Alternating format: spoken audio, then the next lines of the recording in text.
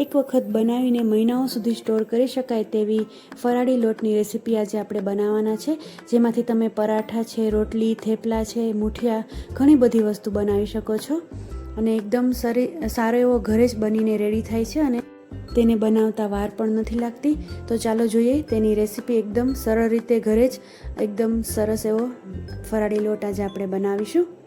તો તેના માટે મેં અહીંયા લીધા છે સાબુદાણા છે, સામો છે, સિંગોડાનો લોટ છે અને રાજગરાનો લોટ છે. તો અહીંયા મેં અડધો કપ છે તે સાબુદાણા લીધા છે, એની સામે 1 કપ મીન્સ કે 1 વાટકો, અહીંયા વાટકાનું મેં માપ બધું લીધું છે.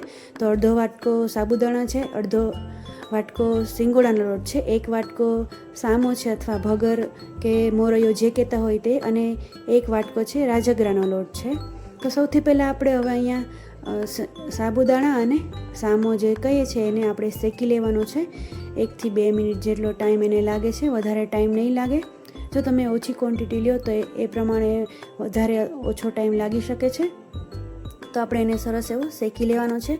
અહીંયા કોઈ વધારે પડતો શેકવાનો, ગુલાબી કે બ્રાઉન થાય એવો નથી શેકવાનો, જસ્ટ ખાલી એમાંથી મોઇસ્ચર નીકળી જાય તેના માટે આપણે અહીંયા શેકી લેવાનો છે, કેમ કે આપણે એને સ્ટોર કરવાના છે. તો એકદમ સારી રીતે મહિનાથી 2 મહિના જેટલો બી રહી શકે ને આપણે એવી રીતે એને સ્ટોર કરવાના છે. તો સરસ રીતે એને શેકી લેવાનો છે અને આપણે એક મોટા વાસણમાં એને કાઢી લઈશું અને રૂમ ટેમ્પરેચર પર આવી જાય, એકદમ ઠંડુ થઈ જાય પછી આપણે એને પીસવાનો છે.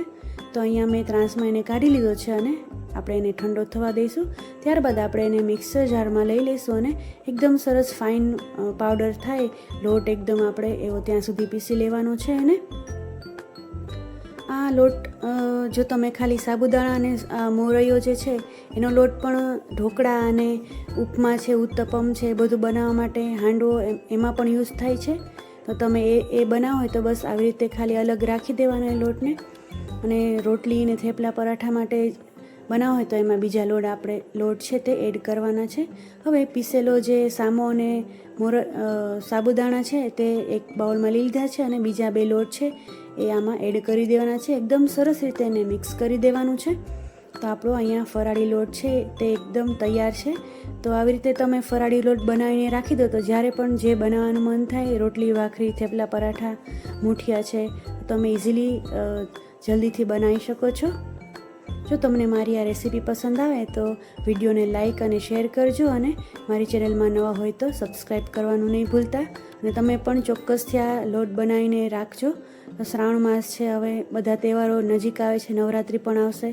તમે આ લોટ છે એ બહુ જ કામમાં આવે એ વસ્તુ છે, તો ચોક્કસથી બનાવજો. Thanks for watching.